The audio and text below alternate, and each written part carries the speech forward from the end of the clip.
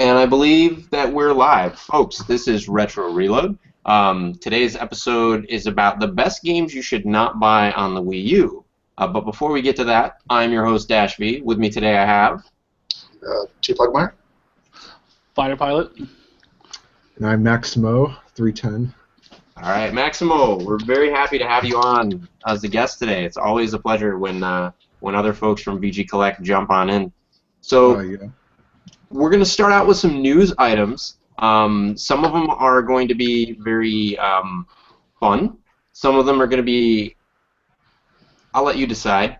And then others are just going to be purely informative. So on the purely informative side, I wanted to announce that the Shovel Knight amiibo that has recently come out appears to not have the protective metal foil on the bottom. So what this means is that you can take the Shovel Knight amiibo out of the box, or in the box rather, and you can scan it on your Wii U gamepad or on your 3DS. I did not find this out until after I opened the box and saw that there was no protective metal sticker like there usually is.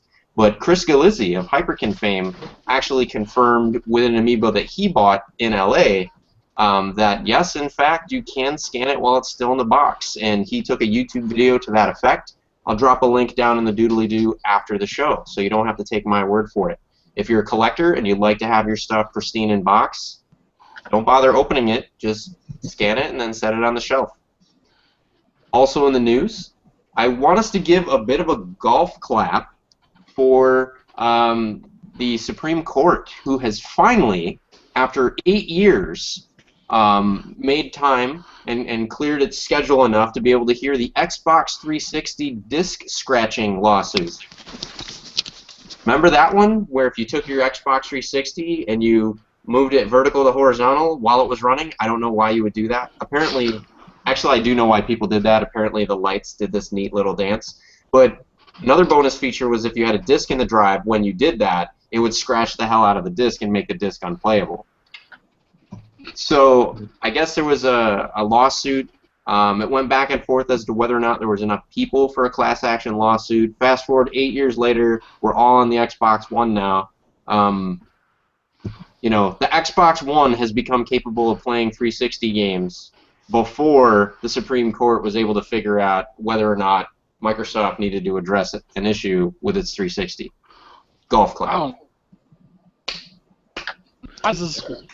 It should take the Supreme Court to figure this one out. The lower court should have figured this thing out. I don't know. She's always out the Supreme Court. It's just escalated the Supreme Court, just barely. So I mean, they haven't even decided what they're going to do yet. So I mean, the court system takes time. Yeah. You know? Yeah. No kidding. No kidding. Maybe by the time the Xbox 12 is out, right? We'll all get our $1 in the mail. Right, as our settlement in the suit. I can't wait. I'm going to use that dollar to, well, I don't know, because the dollar won't be worth anything when I'm 90. So yeah, it's kind of like a why bother at this point, right? I mean, okay, it scratches the disc. We all heard about it. We're over it. Like, let's just, at this point, let's just move on. It's almost kind of silly to even proceed. Well, still, though, I mean, if Microsoft, you know, should they be on the hook for it? You know, I mean, if they are, then they should still be held accountable, no matter how long it is. Well, at this point, you got to pay for those lawyer fees, so you might as well keep going. Yeah, yeah, but it's not like the lawyer fees get less, when you go to... Well, if you win, the other company has to pay for your lawyer fees. Yeah, but at this point, I don't know, who are they paying, right? Like, I think it's a bunch of suits. Like, I don't think any of the original people that filed the suits still care, is my point, right? Well, it says they received about 55,000 complaints. Yeah, like 8 years ago. 2008, yeah. So you tell me 55,000 people sat there in 2008, right? Meanwhile, right, those people have gone on to complete college, find the love of their life, get married, right? Like, and have a couple of kids who now are playing Wii U. Yeah. Well, now they know not to turn the Xbox One sideways like that. Exactly. They're like, children, let me teach you a life lesson that'll be with me forever. Never take an Xbox 360 and go like this with Halo in the drive. Bad things happen. Anyway, I mean, that's kind of said you might mess something up. I got none of that, dude. Yeah, you broke up. Oh, I said, why would you do that first? Why would you do that in the System. first place? Because from what I understand, I didn't have a 360, but from what I understand, right, the light on the power thing, when you would tilt it one way to the other, the lights would change, and it was Oh, shit, dynamic. Xbox So if you 360, started it I'll do that out to it. upright, and you moved it this way, and you moved it that way, the lights would kind of dance, and so people would be like, "Oh, check it out."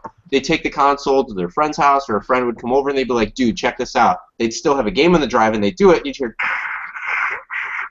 and then you'd take out your game disc, and there'd be this scratch like across the entire thing, and your game would just be totally wrecked at that point. I don't see how that was Microsoft's fault for being a dumbass, but whatever. Yeah. Good luck to their lawsuit. Well, I agree with you. Like, why would you take something that's got spinning plastic media that's easily scratched and start like twisting it around? But what the people's argument was, why would you make the light do this funky fun thing that encourages you to like? I mean, the first time maybe you're moving the console and you do it by accident, you're like, oh hey, what's going on? Well, hey, that's kind of cool. And then, you know, one copy of Halo later, you're like, you son of a you. Yeah, but why are we having raids with our Xbox 360? That doesn't make any sense. Yeah, I know, right? Like, so I still. People have rate with one too. Just doing that. Look at you guys. I don't know, I love Max. extension. What's your opinion? Did you have a 360 at the time? No, I didn't. But what I did notice is that this problem about like, scratching discs, it's not limited to the whole shaking thing. I think like I've seen cases where even if you just move the console very slightly, you could like easily scratch up discs. And this Well, is if that's like, the case, I can understand. yeah. What I want to know is, right, like, who's playing Halo and moving their console? True. Right? I have no idea. Like, Yeah, is it like augmented reality? Like, I move the console and I can see like better around corners or something? Like, I don't even know. So it's OCD is bugging them, so they're. I mean, it's not when they're like it's not like the DS, right, where you've got like the motion sensor rumble pack. Like, folks, right? The 360 console does not have a built-in 6-axis motion sensor, right? It's not. You don't get better motion in your games by moving the console itself while you play the game. I don't know. I just think like it could have been designed a little bit better so that like it wouldn't scratch it up so easily if you even moved it just a little bit.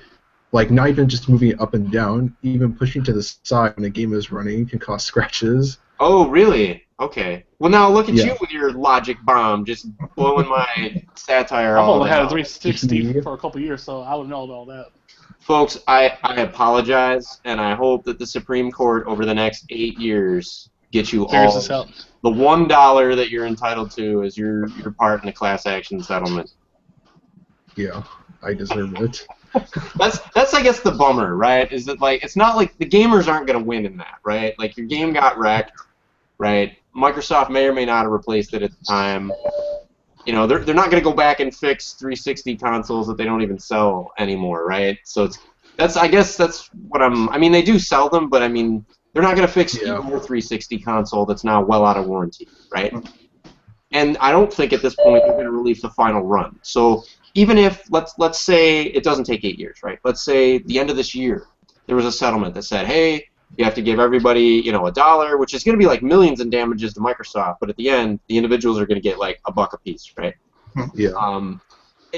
If the Supreme Court was to say you got to either pull the product from market or ship a new one that doesn't have that defect, what's going to happen at this point in the 360's lifespan? They're okay, we'll stop production. Okay, Big deal for sorry them. guys, we had to stop it. Guess what? You can play all your games with BC on Xbox One. So, I mean, so really, that's why I say, like, I don't think at this point, I mean, it took so long to get to this state. The gamers aren't going to win in the end, no matter what. That's about lawsuits. They can drag their feet. Yeah. So we do have one other piece, though, of information, and this is actually really cool, and this will have a conclusion, well before any of us die. Tyler, do you want to give us the happy news that moves faster than the Supreme Court? Yeah. So tomorrow is the big day. VG Collect is turning 5. It's 5 years since we started this thing. It's become bigger and better than we'd ever thought it would be. So, and I mentioned this on the last show. we're going to be doing a little contest to kind of give back to everybody who's made it so fun. So tomorrow morning, I don't know exactly what time yet, as soon as I'm up and going, I'm going to post a picture on VG Collect, and it's open to anybody who has a forum account. So that's why I've been saying on Facebook and on here, everybody, if you haven't signed up on the forums, go sign up, and you could win free games. So, if anybody's watching this that hasn't done it yet, I can't imagine that being the case, but go to VG Collect, sign up right now, and check it out tomorrow. And the contest is going to run a week, so we have 1 week, and I'll post the rules and all that crap tomorrow as well. Can you text me the answer later? The general gist of it is the same as what you announced previously, right? Yeah, there's going to be a picture with a bunch of games, and whoever guesses the amount of games or gets closer to the amount of games in the picture wins. Great. There's first, second, third place prizes, so we got some pretty good stuff planned. So. Yep. One of the prizes is a game of your choice, right? Yeah. First place is any game you want up to $60. Yep. Another one is a GameStop certificate, I believe, right? Yeah. Yeah. And then another one is a pro membership, a 1-year pro membership to the VG Collect site. Yes. So to be clear, VG Collect is completely free to use. It is ad supported, so there's some ads that aren't really, they're not disturbingly placed. I think that the ads are placed in a way that's tasteful, and the ads generally tend to be of a in the gaming genre, so it's related to the main purpose of the site. But if ads of any kind are not your thing, VG Collect does offer either on a monthly or on a yearly basis. For a small fee, you can Cut the ads. Yeah, you can cut out the ads, which I actually just recently did that this month just to kind of see what the experience was like, and I really like it. And to be honest with you, for how much value I've gotten out of the website in being able to catalog my collection, help complete items in my collection, not have a lot of backtracking where I'm getting the same game because I don't realize I've already got like 4 copies of Mario Brothers. I mean, to me, it was well worth the money to pay to get the ads removed. And it wasn't even so much, I didn't give the money to get rid of the ads so much as I gave the money to support the makers of the site, because it's doing it for a living. I understand the kind of hardware and the kind of commitment and everything it takes to keep a site like that going, especially as you're doubling in size, like on a regular basis. So I did it more of a nod to the folks that are maintaining VG Collect. Thank you so much. Really appreciate the site and everything that you're doing for the gaming community. If I could throw some money your way to give you even another 1 or 2 months of hosting, I'm going to do it because I can. So, but there's no obligation to do it. VG Collect is totally free. You could sign up for it and use it for years and years and years and never pay a dime. The forums are also great, really great community. So listen to T. Pugmire, sign up for an account, check out the picture that he's going to post tomorrow, see if he can correctly guess the number of games in the picture. If you do, you might get a prize. You might actually be able to get a game that's been missing from your collection. So you got nothing to lose. And it doesn't matter if it's new game, old game, whatever. $60 is the limit. So I thought that was really cool. I thought that was, the limit is really awesome because it could be a game that's coming from eBay. It could be a game that's from GameStop. If you don't like GameStop, it could still be like a game that's only available. It could be maybe a game that's only available as a Best Buy edition or something, right? Yeah, that's kind of what we want to do is just because we know everybody collects different things, and especially because VG Can it be an accessory? Sure. Like if on a PS3 controller? Yeah, we can do that. Yeah. Look, it could even be Res if you can find Res for $60. Oh God. Well, the reason we decided to do it this way is because VG Collect is recently kind of it's become this worldwide thing, and we have people all over the world using it. So we didn't want to say, all right, like Americans only. Yeah, well, not even that. We didn't want to give a copy of Battlefront, for example, away, and then have somebody overseas win it and be like, what am I supposed to do with this? I can't. Yeah. You give an American copy of Wolfenstein to somebody in Germany. Yeah, exactly. Yeah, see how well that goes over, right? Yeah, so we decided, we'll just let you guys pick the games, and it worked out great. So. Yeah. Before we move on, I was at Book Off, which is they sell old games, and I saw Superman 64. I nearly bought it and told Tyler, whoever was the most off, you sit in the game. You know what? I was real close What? to it. How much was it? I was like $15. That's why I said forget it. Ah, okay. I was gonna say, if it was like $5 or something, I mean, if you got it and sent it to me, I would play it on the show while you guys heckled me. Because I was like, ooh, $15. No, never mind. Yeah, no, that's a promise. If somebody sends me a copy of Superman 64, I will play it on the show while everyone heckles me. And I'll even pretend that I like it. Wow. Yeah. Yeah, I can't. That'll be the thing. I have to play the game with you guys heckling me, and I can't say a single negative thing the entire playthrough. This game's just amazing. Oh my god.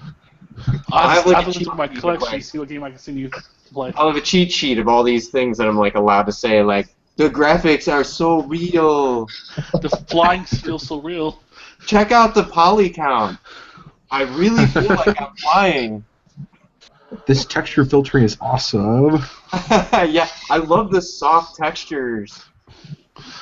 It's totally not repetitive at all. Really awesome. Oh, these rings are fantastic. Yes. Oh, you know what I love? I love how every time I die, I get to go all the way back to the very beginning and try everything all over again. This will really Did you guys help see me the guy become a that, perfectionist. Let's move on. But did you guys see the guy who did a GoldenEye 64 in the Unreal Engine 3? No, well, I saw the article posted. yeah. I haven't had a chance to read it yet. Have any of you guys read it? No, Oh, I haven't. he recreated it, and he had a video of it. It was pretty good. I loved GoldenEye 64. So if you haven't seen it, some guy, and he made a Zelda game recently too. I saw that one. I posted on my Facebook, and Yeah, both that's are really right. good. It's like Very damn, nice. dude, like, okay, and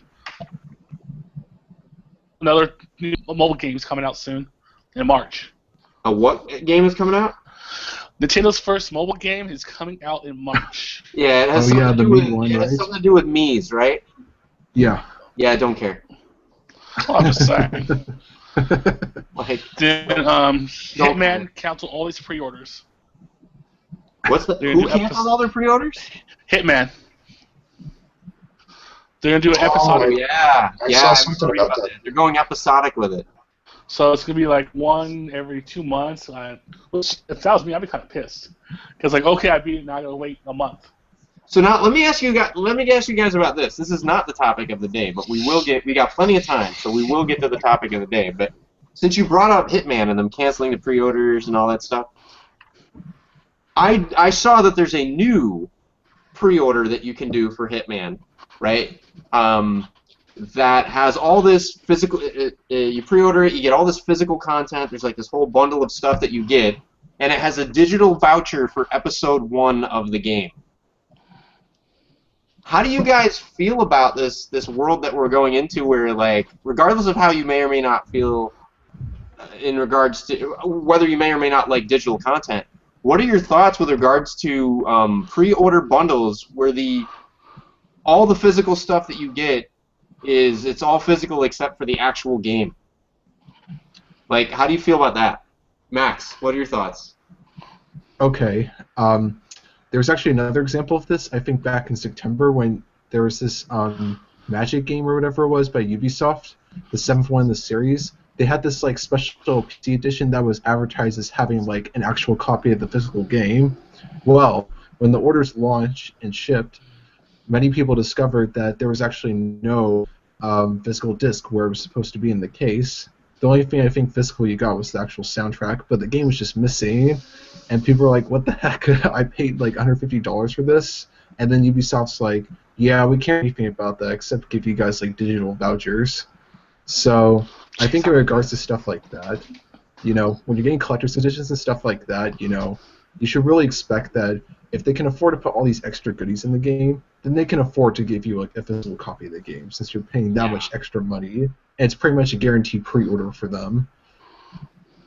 Yeah, I can tell you one thing. Like, it's no longer in view of the camera and stuff, but you guys saw the Rise of the Tomb Raider unboxing that we did earlier this month, or last month actually, and for $150, as cool as all the stuff was, you see I still got the statue and all that other stuff. So help me God, if there wasn't a copy of the game in that box, I would have driven to they're only like an hour and a half away from where I live. I would have driven there, and I would have stood there in my lobby going, I am not leaving until I get a copy of the game. What the hell? So, and my wife knows, like, I would totally do that. So, so yeah, I mean, now, if they clearly advertise, right, I guess for me, like, this is going to sound odd, because a lot of people know I'm like, Mr. I want to have a physical copy, but I don't really care that this is happening. Like, it doesn't bother me, because, I would care in the Ubisoft case, right? Like, if it was, I expected that it came with the game, and it wasn't clearly articulated, doesn't actually come with the game, right? Yeah. Then, you know, if it was supposed to come with a game but didn't, that's a totally different story. But if they clearly say, like, look, you're going to get a digital voucher, everything else, you get the art book is physical, the poster is all this other stuff is physical, but you're getting a digital voucher for the game, or you're getting a season pass voucher for the game or whatever, okay, fine. Because nobody is putting a gun to your head saying, buy this pre-order content, right? The whole purpose of the pre-order, in my mind, is you got two things, right? The purpose of the pre-order is, one, like supplemental materials for somebody that is already convinced that they're going to love this thing so much that they want to have all this memorabilia to kind of like round out the experience and to remind them of the game without them necessarily having to pick up and play the game. So it would still fulfill that. But then the other thing is, it's supposed to promote the game. If you're on the fence and you don't know whether you want to get it day one or wait, like, promote the game. So if you realize that the pre-order, right, is really about promoting the game, right, you're probably going to buy the game, whether it's digital or physical, if you're just determined you're going to buy the game. So whether or not the actual incentives for that are digital or physical, I don't think matters, right? In your mind, you still got to make up your mind of, am I going to buy this game if it's only available digital only? And if you've already decided, yes, I'm going to buy the game, even though it's digital only, what's the harm in some physical, you know, physical add-ons and all that other stuff? So, what are your thoughts, Red? I mean, I don't know. It depends on the game for me. But it's like, I want the CD, I want the game. It's like, if I'm paying, you know, whatever, 150, 120 bucks, just give me a copy of the game. I don't want a digital download. My PS4 barely has room for anything right now. Yeah, That's my problem. I do agree. Like, in terms of personal preference, I would prefer that if they do a pre-order bundle or whatever, that they include a physical copy of the game in the pre-order bundle. But sometimes, and like, I'm not really a big pre-order guy anyway.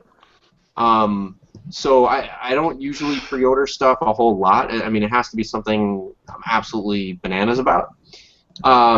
So for me, it's more of a, oh, you're digital only, and there's all this physical pre-order stuff.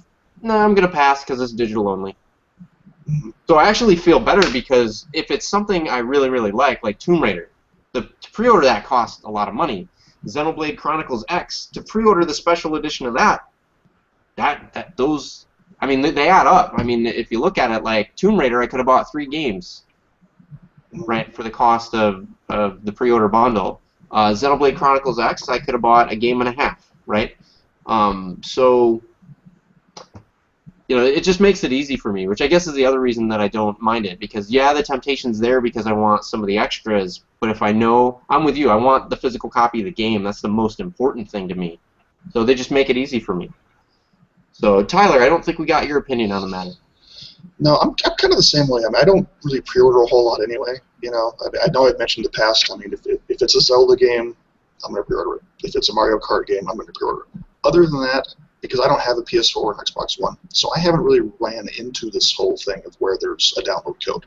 Because Nintendo still, at this point, pretty much always has the game disc, and you know, in the case there's, I mean, I know that, like, with the console bundles, they've done that, some pre-installed games, but I mean, so I haven't really run into that. Okay. So I mean, I don't care, I guess, at this point. I mean, gotcha.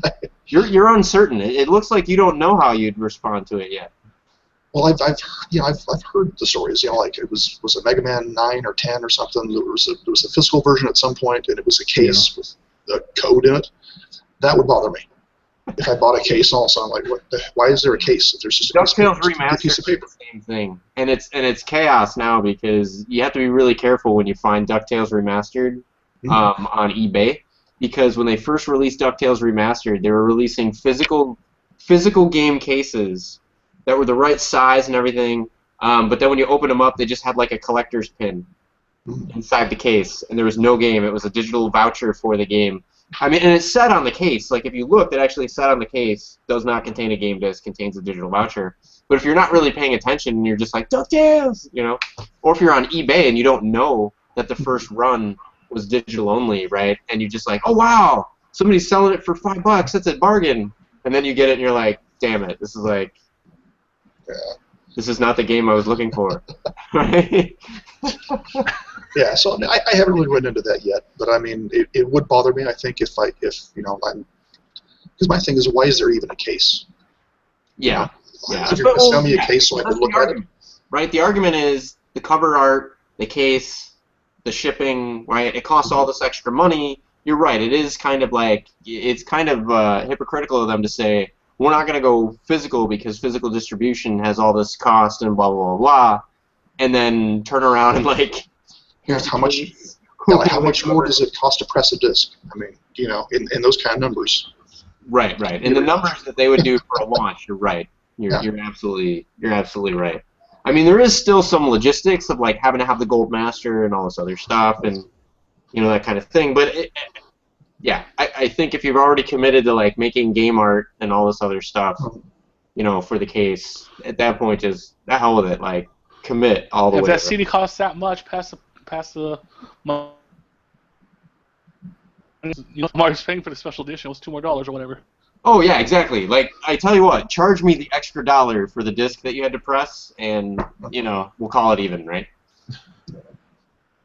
So, but I am glad that you brought up Nintendo and how Nintendo has different policies and all that other stuff, because it's a brilliant segue into the main topic of tonight, which we'll be talking about for basically the remainder of the last half hour on the show here.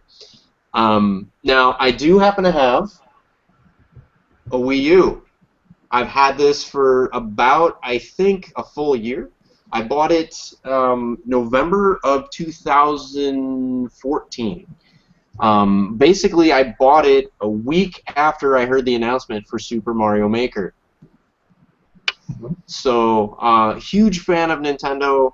I've got every single console that they've ever released except for the Virtual Boy. We're just going to pretend that didn't happen.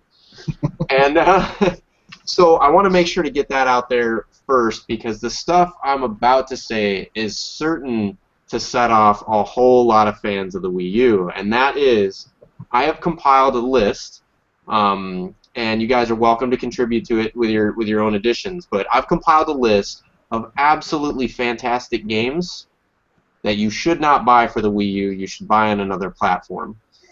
And I'll go into why that is.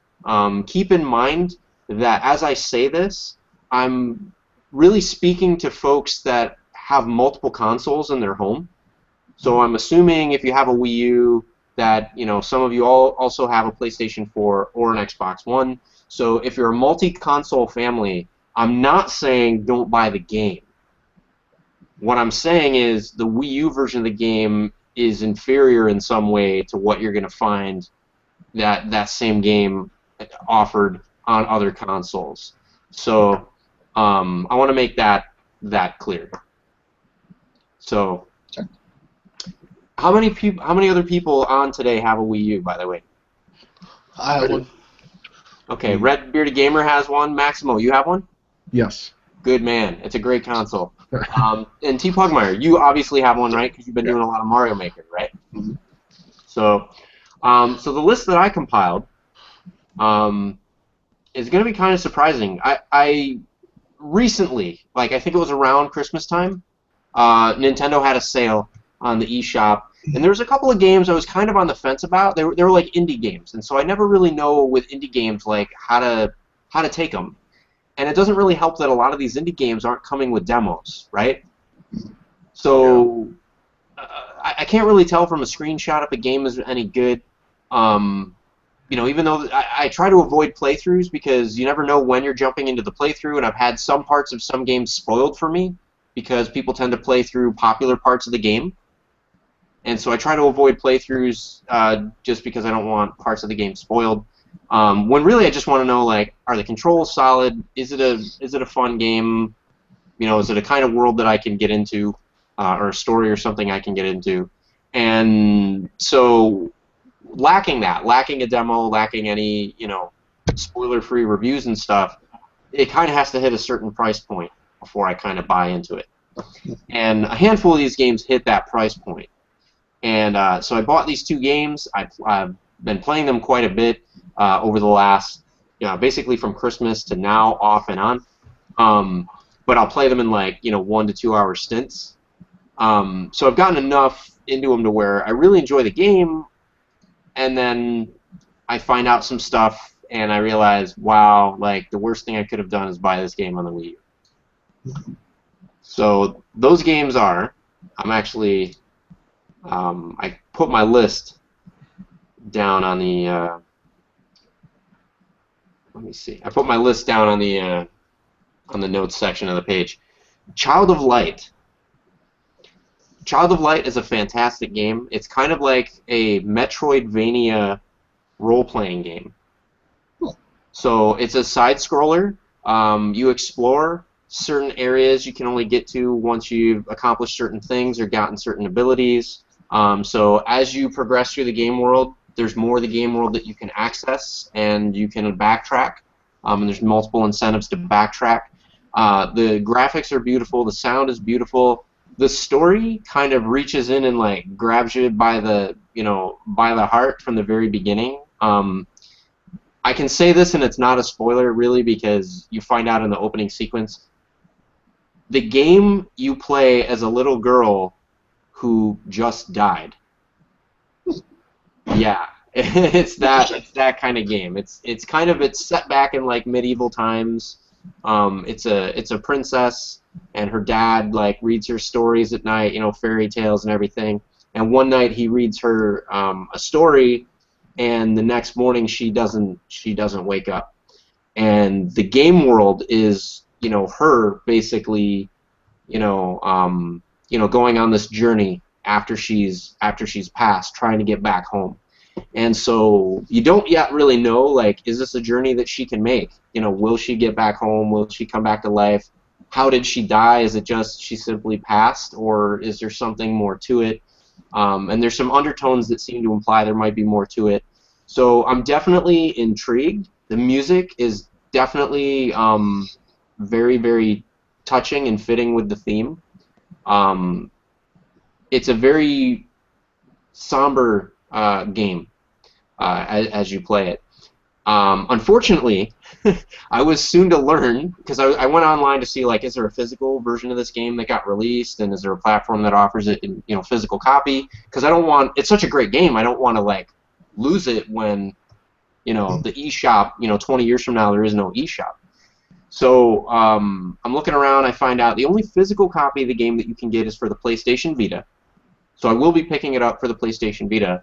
But then I also discovered that I believe both the PlayStation Vita and the Wii U do not have any of the downloadable content that was released after the game came out. So there's some additional quests and things that you can go on. I don't know if they're big quests or small quests, or if they're really all that game-changing, but I do know there's at least 2 paid DLCs that you just cannot, they're not going to offer it on the Wii U, period, end of story. Okay. Versus if you have it on the PlayStation 4 or on the Xbox One, that DLC is available to you, and if you really enjoy the game, you can extend your gameplay, get some more replayability out of it by purchasing that DLC. And in fact, I think they even have bundles where you can buy it with that DLC altogether. Right? So Child of Light, fantastic game. If all you have is a Wii U, don't let it stop you from getting the game. But if you do have a PlayStation 4 and Xbox One, get it on one of those consoles instead. Next game that's like that is Never Alone. I don't know if you guys have heard of Never Alone. Never think so. It's a really great game. It also has one of the things I liked about Never Alone is the same thing I liked about Child of Light. The protagonist is a female. So I like that we're seeing more games with female protagonists that are, in storylines where it's not like damsel in distress, right? It's like the female is a protagonist and she's very much empowered or is becoming empowered to be able to fight her own battles, have her own adventures, and win her own battles and enjoy victory. So the Never Alone is another side scroller.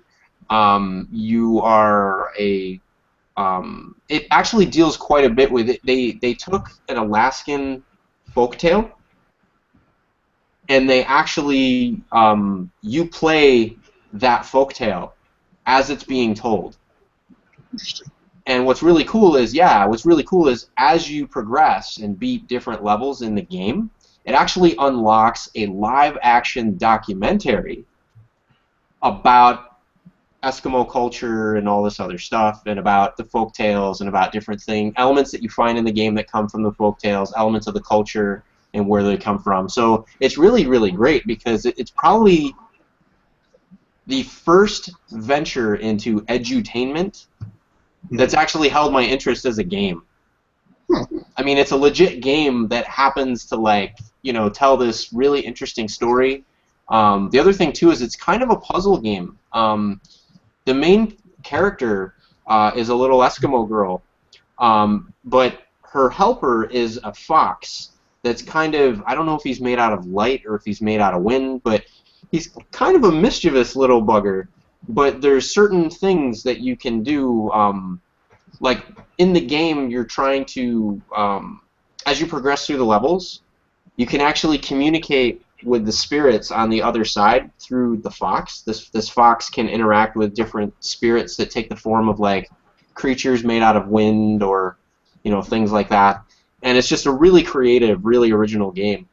But also lots of DLC, not ever coming to the Wii U for that game. So it's only available on the PlayStation 4 and on the Xbox One. So, and some of the DLC, in this case, I know specifically there's additional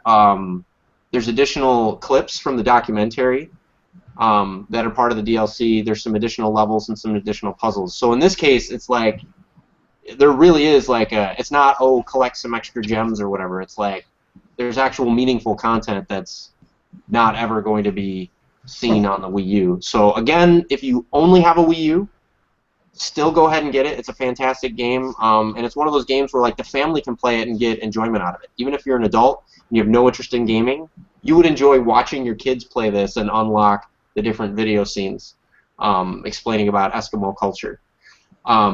If you've got PlayStation 4 or Xbox One, though, go with those. You're going to get more game for the buck. The last one that I had on my list was Mighty Number 9.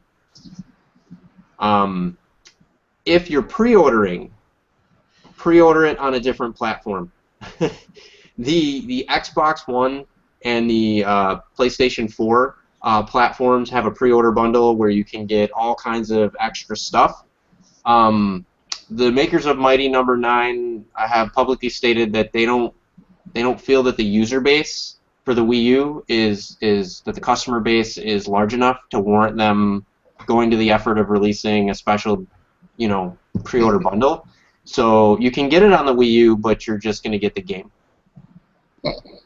So have they confirmed there's not going to be any DLC at all for it? DLC I can't speak to. I'm not sure about DLC. In this case, I'm talking strictly about the pre-order bundle. Yeah. The pre-order bundle, the only pre-order that you can get is the game itself for the Wii U. No. But on the PlayStation 4 and Xbox One, there are pre-order bundles that come with some additional stuff, which I think includes a Mighty Number 9 statue. Yeah, okay. So it's some pretty significant. Bundling and everything. I was honestly Mighty Number 9 because I love the Wii U. I want to make that clear. I love the Wii U and I support it every opportunity that I get because I think it's an underrated console. But cases like this are making it incredibly hard now. Folks, if you do have multiple consoles in your home, do your research first and figure out which platform has the better thing. You know, for me, I've actually considered just not getting Mighty Number 9 at all, because I really wanted to get the full, like, I wanted to support the developer because I'm a huge fan of Mega Man, and I'm a huge fan of the creator going on to do other things, and wanting to support that, but this, like, I understand some of the bigger publishers pulling out of Wii U, like, years ago. What I don't understand is a lot of the indies just leaving stuff half-finished, or just giving kind of like minimal amount of attention required to Wii U. Like, either release on the Wii U or don't half bake it. That's kind of, I mean, why even bother? Yeah, it's and that's my big issue with the Wii U is it's become kind of this self-fulfilling prophecy. You know, the developers say, well, there's not enough install base, so we're not going to make games for it. Yeah. And the console doesn't sell because there's no games for it. Yeah. And it just keeps going and going and going, and nothing ever changes and gets better. Absolutely. And it's not really a problem with the Wii U, it's a problem with, I mean, it goes back to the Wii, and even before that with the GameCube. I mean, not to that extent, but I mean, I don't know how anybody can get ahead, you know, this cycle that keeps happening. Yeah, and that is the frustrating thing, right? Like, I mean, certainly to have one platform have a better version of a game than another is nothing new, right? Like, anybody that had a Sega Genesis instead of a Super Nintendo, or a Super Nintendo instead of a Sega Genesis back in the day, right? Like, you knew, okay, Mortal Kombat for Super Nintendo is better because the graphics and sound are better, but the Genesis version has the blood, right? And the real fatalities. And then there was always trade-offs, right? And so you still had to kind of like, you know, if you had both consoles, which was very rare back then, but if you did have both consoles, you still had to really read the reviews to figure out like which one's got the better deal. But I guess the thing was, what made that palpable, I won't say acceptable, but what made that bearable back then was that it was technical limitations, right? The Genesis didn't have the sound and the graphics capabilities that the Super Nintendo had. So of course the games were going to look and sound better on the Super Nintendo. That said, there were certain limitations to the speed of the processor, and there were certain censorship, right, issues that Nintendo had chosen to kind of shoulder at the time that made it so that it was a very different kind of game that you were going to play on the Nintendo platform than what you were going to play on the Sega Genesis. And Sega Genesis was very much like a in-your-face, like, hey, we're for the kids whose parents don't care what they play. Right?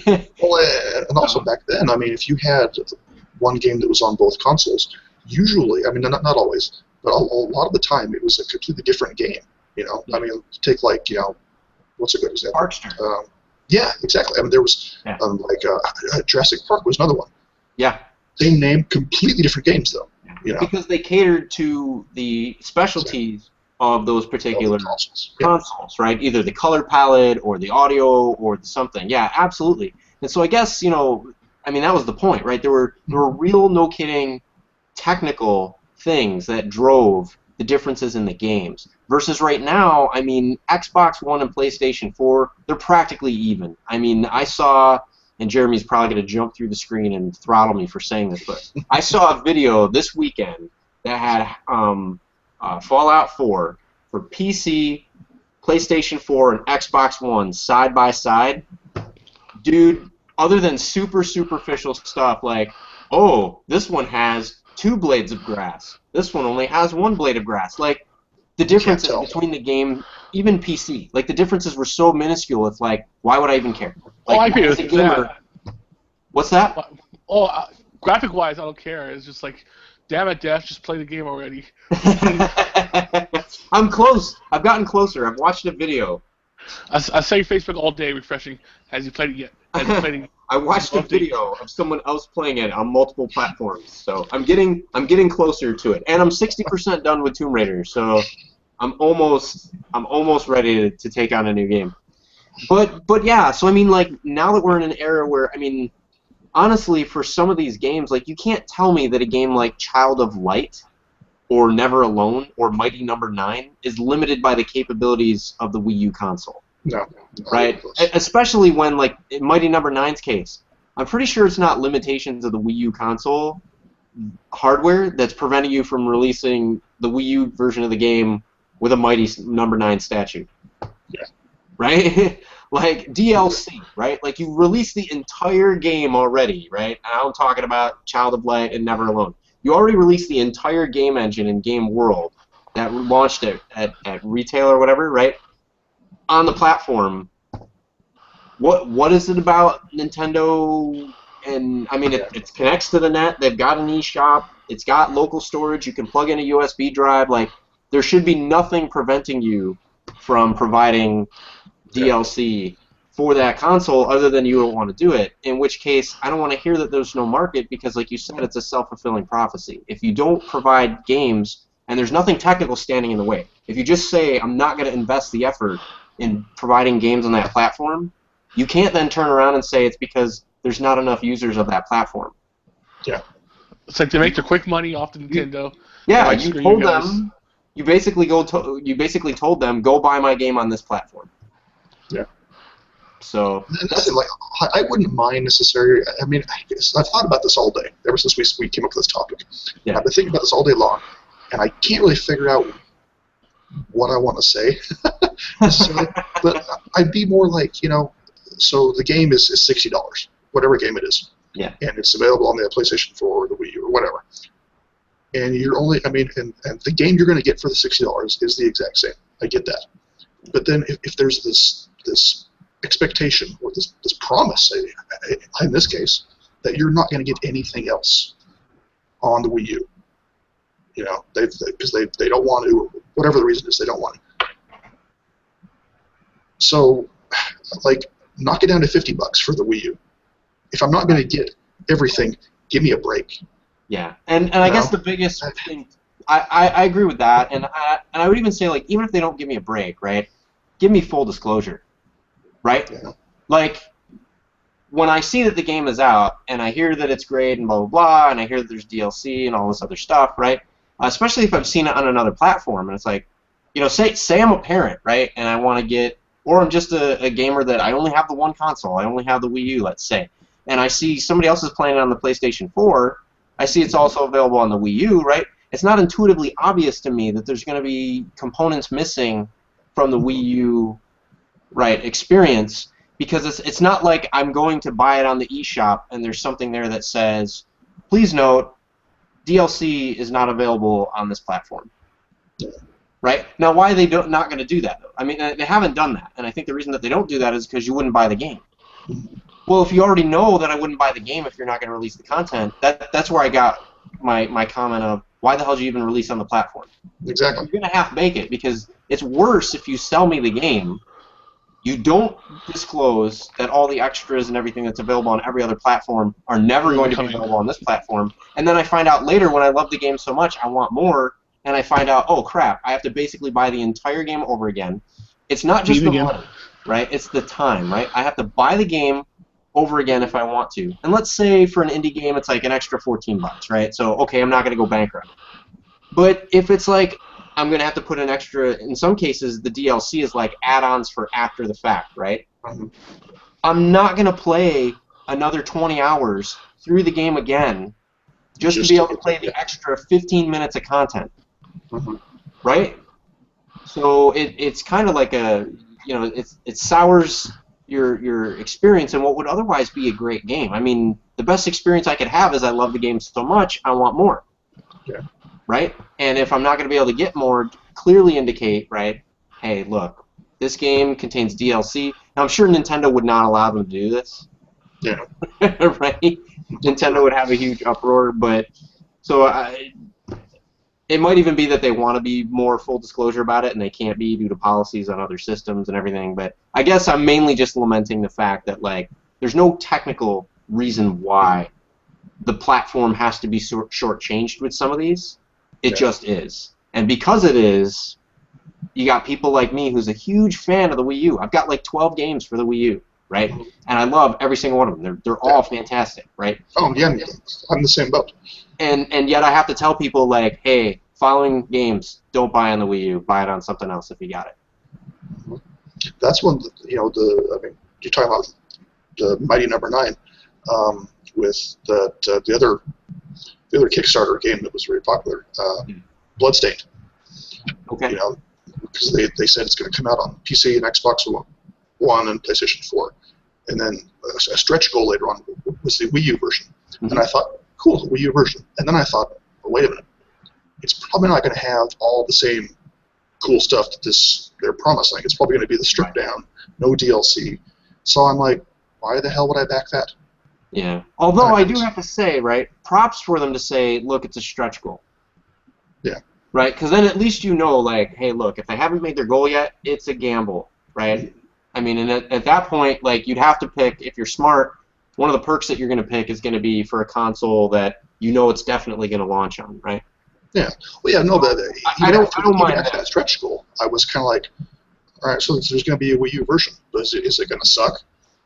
Well, right. That's the first thing you have to default to, right? Is it going to be worth it, or is it going to be like a half-baked attempt? So I do like, you know, I do like the companies that are at least like honest in terms of like, look, are we going to do this or not? But what surprised me is when I brought up the topic, I was only aware of these the 3 games that I mentioned, and they're all indie games. But Tyler, you surprised me when you actually mentioned some mainstream games from big publishers that are actually also shortchanged on the Wii U. You want to throw some of those topics out, or some of those titles out?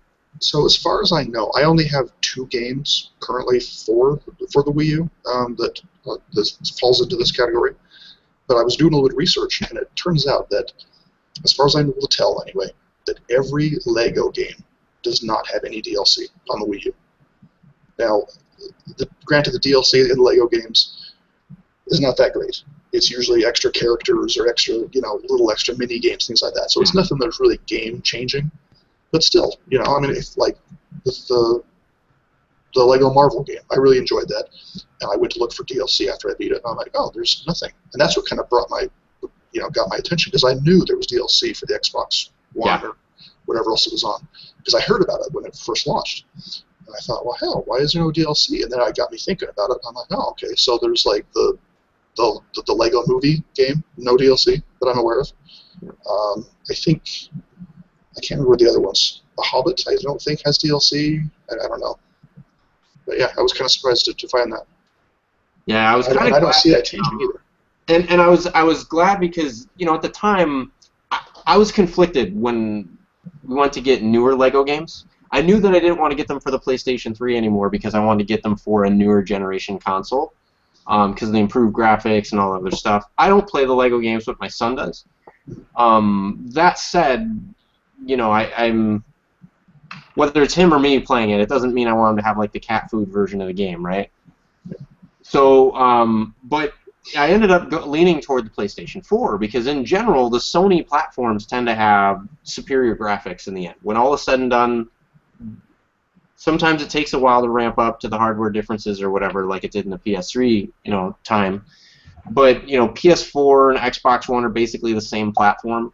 But because of certain trade-offs that they made, the PlayStation 4 is still able to eke out slightly better, you know, graphics at the end of the day. So I went with the PlayStation 4, but a part of me was going, man, you know, like especially Lego City Undercover, which I have for the Wii U, which is a fantastic game. A different show sometime when we have the time. We'll have to talk about adventures that we've made to get, you know, what games have driven us to like wild and crazy road trip adventures, you know, and that's not necessarily a wild and crazy road trip adventure, but I went to like 3 Best Buys to get that game in a complete, non-beat up, actually working state. GameStop was fantastic, but the details are a story for another day. But it's a fantastic game. My son loves it. I think, like you mentioned, I don't think that there's any DLC for it. I'd have to go check. I'm not. That one I don't know because it's, as far as I know, it's only a Wii U. It's a Wii U exclusive, yeah. So that one's definitely a pick it up on Wii U. In fact, that's going to be one that's going to be ridiculously expensive. In fact, already on eBay, that one commands like $50 to $60. Really? So when I found it for $30 at GameStop, I jumped on that. So, or actually, Yeah, no, I was trying to think. There's another game that went crazy expensive that I actually got off of a fellow VG collector for $30, but that was Bayonetta 2. But yeah, Lego City Undercover I got at GameStop for $30, and it was totally worth it. My son absolutely loves the game. They did really creative and innovative use of the gamepad. My son's like, "Wow, this is the first Lego game where there's actually like an entire map of the game world always there, like on the gamepad." And there's other things that you can scan things and all that stuff. He's like totally into the dynamic that they put together. So I mean, that's the shame, right? Is that you can do good. I'm looking at now, like I'm looking at Lego City Undercover on the Wii U and comparing it to like Lego Jurassic World on the PlayStation 4. The graphics look the same to me. Like I can't. I'm sure, right? If you took the same game like Lego Jurassic World, put them side by side, I'd be able to notice like differences in pixel definition and texture, blah blah blah. But one versus the other, I can't really see it. So, especially with the DLC stuff, just I can't. I was glad I didn't buy the other Lego games that are available on other platforms on the Wii U, knowing that I would have been shortchanged with the DLC. Because now and then I will actually pop for, the DLC if it's substantial enough. If they add a significant amount of levels and content and all that stuff, it's worth it to extend the replayability of the game. Like you said, it's not something where like, oh, the whole game experience depends on that DLC. But just knowing that an initial investment can be made to last a bit longer with a smaller follow-up investment is, something I think in this generation, both in the PlayStation 3 and in the PlayStation 4 generations, I think that was something that done right was very good. I remember Burnout Paradise for the PlayStation 3. That game lasted for like a good 5 years because they just kept releasing awesome DLC for the game, and the first couple waves were free, and so it was like really, really great. And then when they released some of the other waves, they released like a party pack to have couch multiplayer and all kinds of stuff. They added a whole new section with all new racing and all new car types and stuff, and it was almost like a whole new game. It was fantastic. So to see other games like that coming out on other platforms, but not have that treatment, not even have that potential on the option. Yeah, it's not like they tried it. It's like they're just saying like, we're just straight up not going to do it. Yeah, and that's what bothers me is I'm not a huge DLC person, but I like options. Let me decide if I'm going to buy it or not. Don't just decide for me.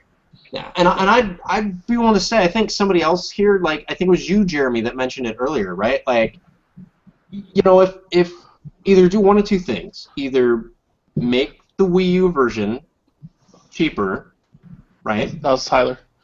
Or I think Tyler, you said to make it cheaper, right? But I think Jeremy, you'd mentioned, right? Charge me more. Yeah. The full experience. Yeah, if it's that much of pain, charge me more because if I'm gonna buy it, what's a little bit more to me? If it's a $40 game, charge me $50 to get it on the Wii U. At least I have the choice to get it. Because I do need more Wii U games, right? And that's what makes me sad. It's like, I want Mighty Number 9, but it's like, really before the show, I was like, well, I'd get it for PS4 because of, it's going to have better content. Well, yeah, but then if it's more and there's no DLC, what's the point? You know what I mean? Well, I'm not a big DLC guy. No, that's what I was saying. What I was saying is charge more. And get the DLC. Use that money to, you know what I mean? Gotcha. Like, okay. And I understand it's like a balancing act because if they charge more for the base game, obviously folks are going to, Yeah, just do a season pass. Fewer folks are going to buy it, right? Folks are going to say, oh, it's $50 for the Wii U and it's $40 for the PlayStation 4 and it probably has better graphics. I'll get it on the PlayStation 4. So, I mean, they might have to, like, play some games with, like, it's the DLC maybe they charge more for it, right? Like, on the PlayStation 4, the DLC is, $5 and on the Wii U it's $6. Like, and that wouldn't be... That's not a bad idea. So, but...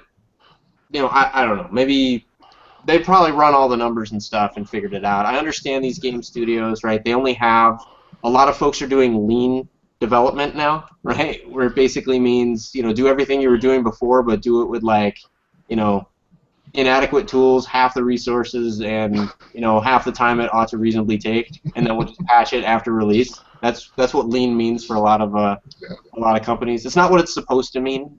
It's supposed to mean, don't ask for a Ferrari when you can get by with, a Pinto. Pinto?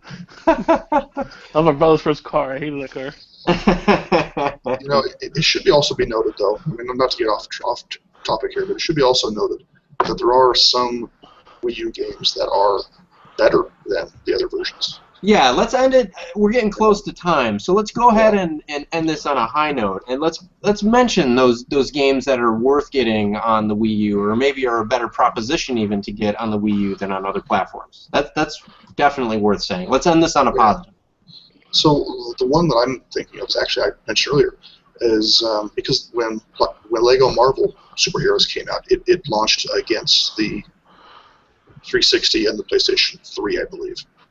And I haven't played either of those two versions, but I've heard that the Wii U version actually has better graphics than the other two, which I found kind of interesting. Like there's no DLC, but it has better graphics. That's very interesting.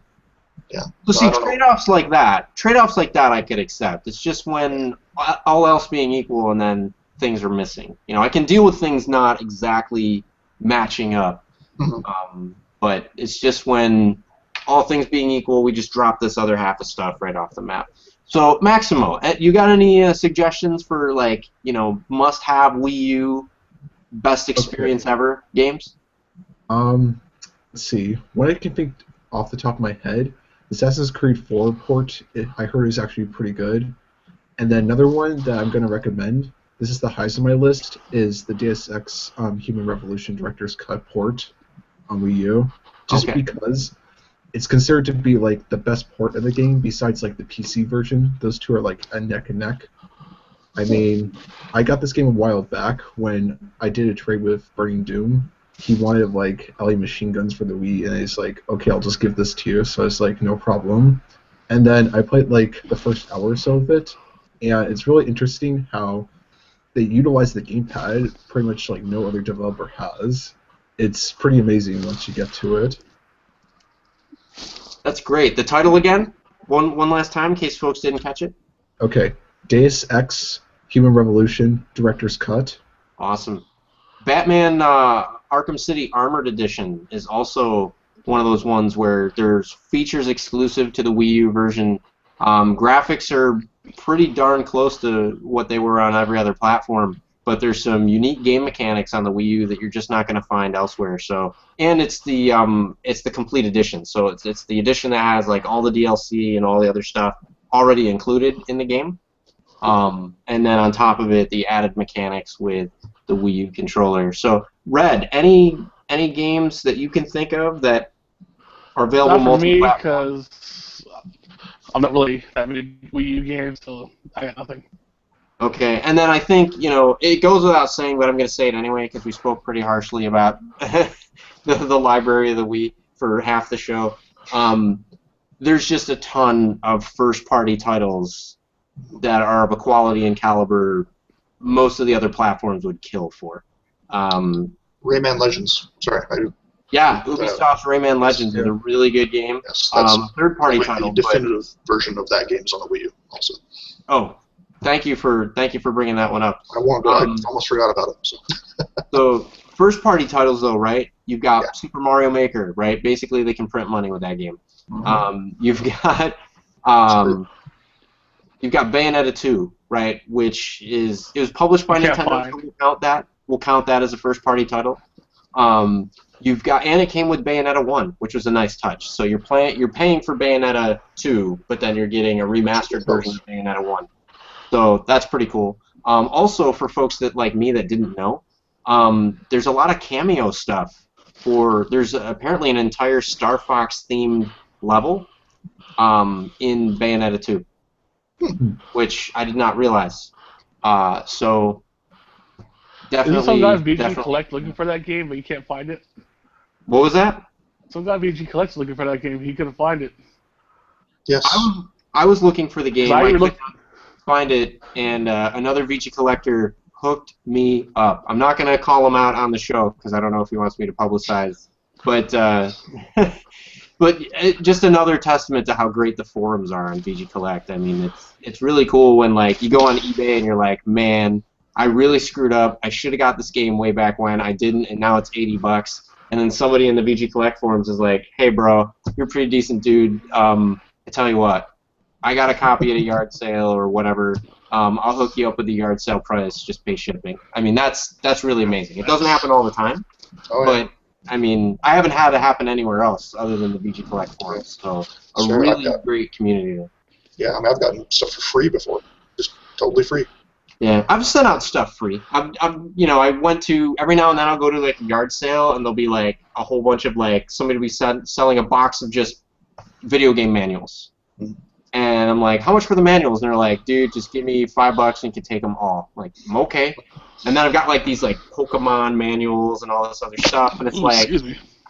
like, what the hell am I gonna do with like with these? And what I'll do is I'll actually go through and I'll look like who's got like those games, right? And one of them was Mario Kart, right? I noticed somebody added Mario Kart for the DS to their, hey, I just got this at a yard sale. And they didn't check the box, because you can say, like, I've got the cart, I've got the manual, I've got the case, whatever. I saw that they had checked the different boxes except for the manual. And so I sent them a private message on the forum. It was just like, hey, if you want the manual, give me an address. And they're like, okay, do you want me to, like, pay for shipping or whatever? And I'm like, dude, it's going to cost me, like, $1 to ship. Just, like, give me your address. And it was funny, because we had to have, like, a couple back and forth, because this person was just like, dude, are you sitting? I'm like, you're acting like I just said I was going to ship, like, a gold bar from Fort Knox to your house. It's a manual, right? It's like, I paid like maybe a penny for it. It's going to cost me $1 to ship. Give me your effing address, right? and then I send it out. So, and what's cool is, like, you feel good about that. Like, when you know that you helped out a fellow collector, because the reality was that was just going to sit in a box somewhere. Like, it's not like some of these other things where, like, I have the Tomb Raider manuals back there because at some point I'll have beaten the game and I want to, like, re-experience a part of the game, but I don't want to necessarily sit down and play the game, so I'll go through the guide. Oh, I remember that spot. Oh, that's some really cool art. I remember that. That's pretty cool. And different things like that. But some manual for some game I don't have and have no desire to have, I might as well just give it to somebody else, right? I mean, it's for $1. It's not even worth the hassle of putting it on eBay. Yeah. So it definitely does happen. So we're at time. So if anybody has any final thoughts that they want to give, any final suggestions for Wii U, just about anything where Nintendo was the publisher, just shut up and buy it. It's definitely worth it. Smash Brothers. All the damn used Mario Kart. Used games are still expensive. Pisses me off. I know. Well, that's the thing. Like, remember, first-party Nintendo titles generally, with the exception of Kirby titles for some reason, but Nintendo titles in general do not depreciate. Like at all. Like $5, it's off and it's used. It's like, okay, really I'll buy you. This is the phenomenon with Kirby games, right? They'll come out at the normal Nintendo price. Most people say, oh, it's Kirby, it's too simple, it's a kiddie game, it's balls. They'll drop. I saw, like, Kirby's Epic Yarn drop down to $6. I bought it at $6. I saw a thrift store where, like, a local Walmart had dumped off, like, cases of it. And they had, like, an entire shelf that was nothing for, like, 10 feet, but, like, Kirby's Epic Yarn, cases for, like, $6. $1. Now that game's back up to $40. Yeah, I bought it for $7 or $8, brand new. So for some reason, that's what happens. The Kirby ones come out, they tank, and then people go, "Oh, wait a minute! It's a Kirby game. It's a Nintendo one. That'll be worth money." And then they scramble back and they get it, and then you can't find them anymore. It's actually a fun game too. It's a good game. It is. It is. It's a pretty good game. Played it. Yeah. Every other game, though. Every other game, like the Mario games, the Zelda games, They never go. you will die before you see that game drop $5. Just shut up and buy it. Because I want more Wii U games, but it's like, well, damn, dude, I pretty much buy a brand new game. This has been out for 4 years. Yeah, dude. A highlight of my for the longest time, I never got Super Mario Sunshine for the GameCube because I was waiting for the price to drop. The price never dropped, right? So fast forward like 10 years later, I find a copy of Super Mario Sunshine at a thrift store for $7, and I grabbed it. But that was like Maximo has like 10 copies. Yeah, Maximo has like 18 copies, and he gave like I know he does. to some random. Probably. I'm just stacked. Yeah, if he leans over to the side, you'll see there's a giant stack of like Super Mario Sunshine games behind him. No. So, and then you got the flea with like 18 copies of Earthbound he got for $1 each at various. You see yard his sales. year in review of all his stuff he got? Oh yeah, that was crazy. I didn't see it. I didn't want to. I didn't want to curl up into a ball and cry. Yeah. I was like, do you have enough N64 systems and controllers? Because he has like 30 controllers. I'm like, what's the point? So, folks, this is time. This has been Retro Reload. Again, we're all big fans of the Wii U, but just do a little bit of research. If you want to get the fuller experience, if you want to buy a great game and then know that you can extend the experience with DLC, etc., check first to see if the game will offer the DLC and the same experience on the Wii U as it will on another platform. You might be surprised to find out that even though you want to support the Wii U, it might be a better value for you to get the game on another platform. So, all right. Take care, and we will see you guys. Actually, the East Coast crew will see you guys with a brand new, fresh topic and new faces on Thursday. Take care. Good night.